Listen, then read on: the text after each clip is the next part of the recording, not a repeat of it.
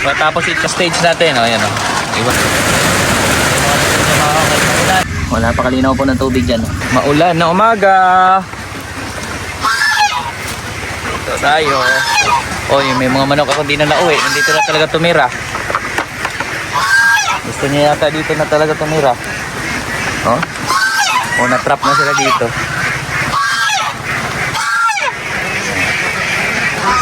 Itik natin nandiyan.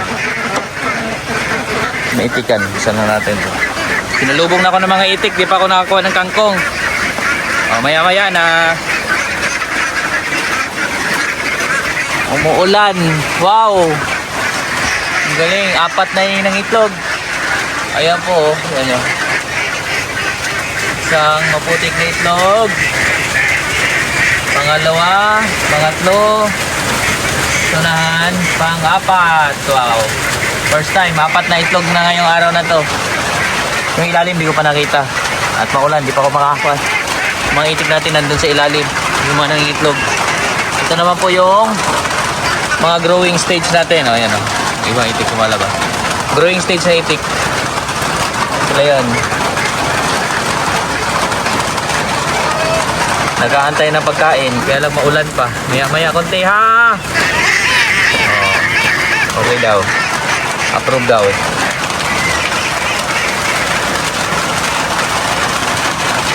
Ito po tayo nakikita nagtatrabaho.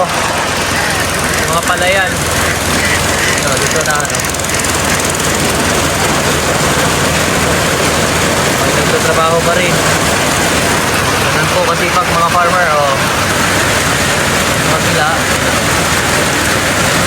mga nagtatrabaho siguro mas gusto nila magtrabaho makulan di sa mainit. Yan po kasi pag yung mga ka-farmer natin fresh na fresh pa yung kangkong, dinadayo na ako ng itik oh. Kakain na nila, wala pang halong darak at mais. Tapos i-chop, ninipis na pong ganyan yun. Nakain na nila. So ngayon pakain na naman natin sa kanila. Papakain tayo itik na. Kakatapos lang po ng ulan. So ngayon po ipapakain na naman tayo ng mga alaga. At doon sa unahan po, kita nyo may maririnig kayo dyang makina. Kasi nagpuputaw na naman sila ng kanilang palayan no? Para yung palayan luminis ulit at tamna na naman nila ng palay. So yung mga katabi kasi namin dito nagpapalay sila. Yung akin naman project ko dito itik. So dito tayo magre-ready tayo pakain. Gabi maputik po dito ngayon. So ngayon nga po pala naka-4 na itlog na tayo. Ito na yung nakuha natin itlog. 4 piraso po kay araw. Hinugasan ko kasi maputik. Oo, yan yung mga nangingitlog nating itik. So sila nangingitlog kasi sila dito sa labas. Diyan po sa may putikan na yan. Diyan ko pinulot. So sunod maigi siguro isarado natin to para dyan sila mangingitlog pagka gabi. Madaling araw. Pagka umaga hindi maputikan. So sa ngayon kunti-kunti pala naman. 4 na. First time naging 4. Madalas po kasi 1 tapos naging 2. Ngayon po naging 4 na. So ayos. So ngayon naman ready tayo pakain sa grower natin. So ito sila yung mga nangingitlog. Clear ang pinakain ko na sa kanila. Kunti lang naman, hindi pa mabigat sa bulsa. Kunti-kunti lang naman, kunti lang sila. So yung mga grower naman natin, yung mga pinapalaki pa lang natin itik, ito naman po yung pakain natin. Yan, magtinala ako para sa mga pabo, si babaw naman. Yan. So, itong video kabahan natin hanggang sa pagpapakain natin ng pabo mamaya. Itong sobrang kangkong, mga nakarisal niya. Ay, ito, ihalo lang natin.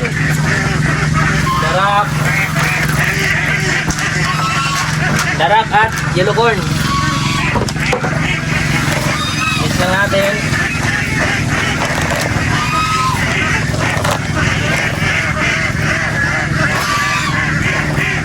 Marami pa tayong vitamins dito. Nakahalo tayo ulit ng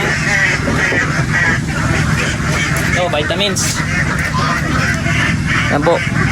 Multi-B hinahalo ko kasi meron siya mga vitamin B na marami para maliit ang chance sa malulumpo. So dito, sa ating tubig, nakita ko sa inyo yung bukal namin dito. Yung pinaka main source namin ng tubig.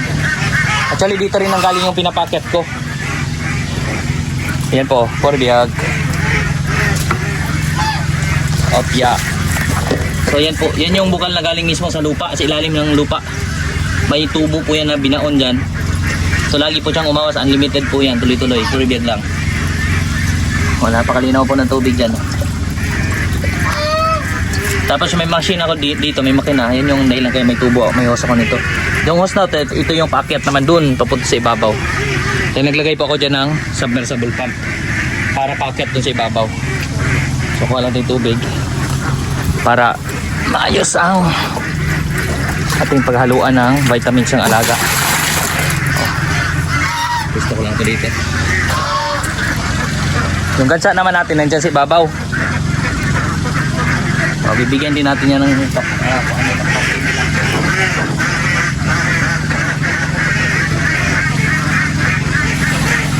itong marami. Yan yung balak pag-aralan natin ng ibiyan kasi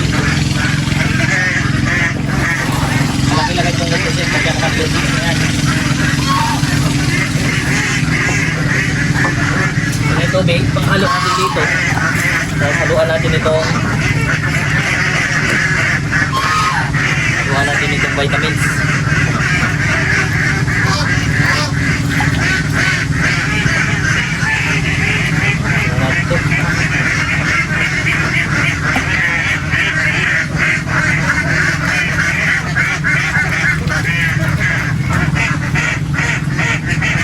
Tagal na rin po.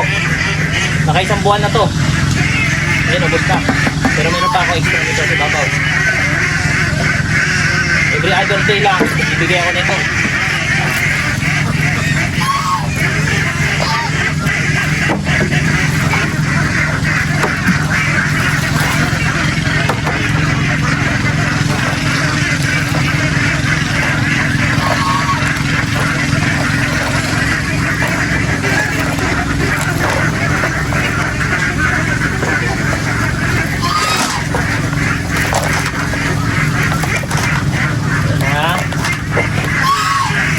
Po, bumalik ako sa paghahalo ng kangkong, di ba mais at darak na lang.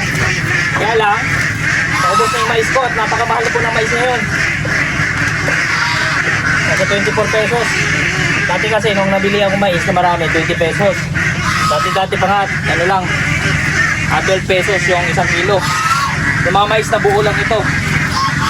Kaya natin sila. So tumaas ang presyo, di balik ulit sa kangkong at wala pa tayong budget pambiling mais. Tara. Tuloy tayo. Oh. Nagantay na dito yung ating mga itik. Hello. Hello.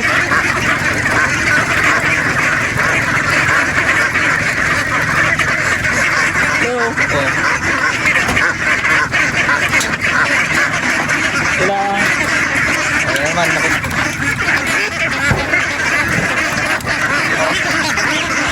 Sabi, putik. Nag-ipit. Tara. Grabe ka maano na yung ipit natin. Tingnan nyo. Habang bit-bit ko. Grabe, putik dito. Buti may part pa rin na hindi magputik. Hindi tayo.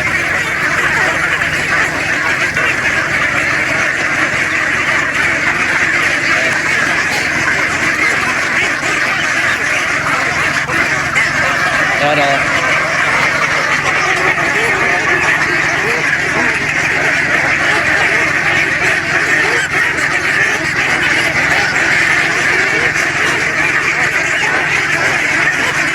Nakakatuwa na po.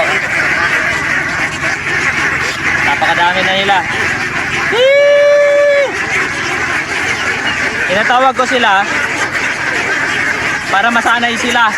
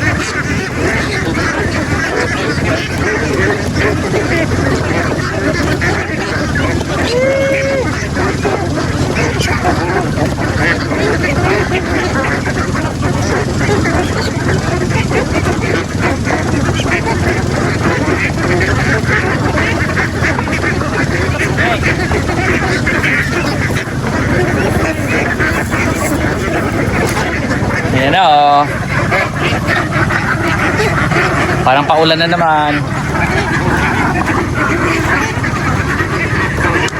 Habang naging busy tayo dito, yung mga katabi namin, busy rin po sila doon sa unahan. Ayun yung nagre-ready ng palayan para makapagtanim na sila.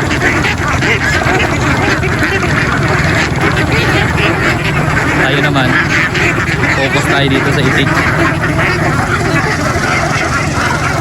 So tingnan natin kung saan to patungo. Actually marami nga akong plan. Ayan yung saging dito nyo, mataba yung saging dito.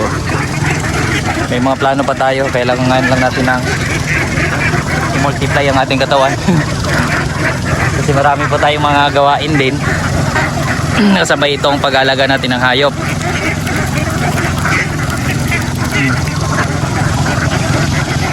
Eto, marami pang bakante dyan. Malawak pa po yung bakante dyan. So ito pa lang, itik natin nasa 200 piraso. Kasama lalaki kasi may mga namatay kasi dati. Marami sana to, mas marami, kailangan na babawasan din. Meron pa sa ibabaw. Inisip ko nga yung sa ibabaw, ibaba ko dito kasi tingnan nyo naman, oh. Kung ikumpara doon sa mga itik doon sa ibabaw, yung hindi unlimited sa tubig, mas mapapayat yung nasa ibabaw. Ito sila. Tingnan nyo, hindi, bihira na dito yung mga maliit. Halos karamihan, oh, parang pantay na silang laki kahit na magkaiba age ito. May difference sila na isang buwan.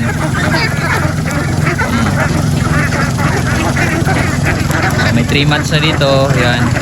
4 months. May magpo 4 months na. 3 months, magpo 4 months.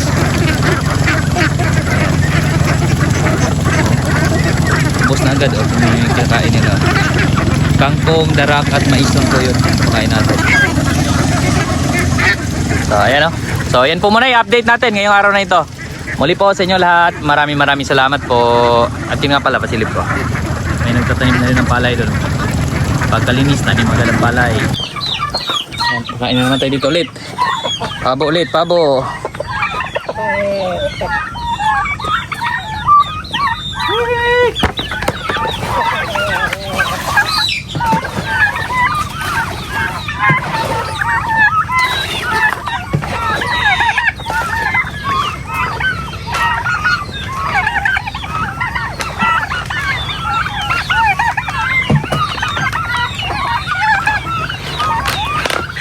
Kapakain natin ng pabo. Ito ulit po. Yan, mais, kangkong, darak.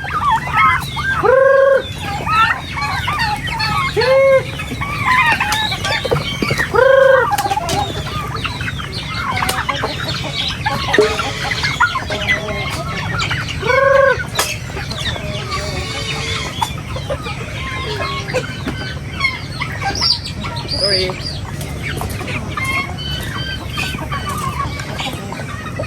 Ayan. Oh. So ayan po yung ating paraan ng pag-alaga nitong mga itik, pabo, manok natin. So ito yung ating mga pakain. Muli po sa inyo lahat, maraming salamat po. Araw po ilipat ko na itong mga itik kasi sobrang putik na po dito. At ayan, may naipon mga tubig na madumi. Makakainom sila.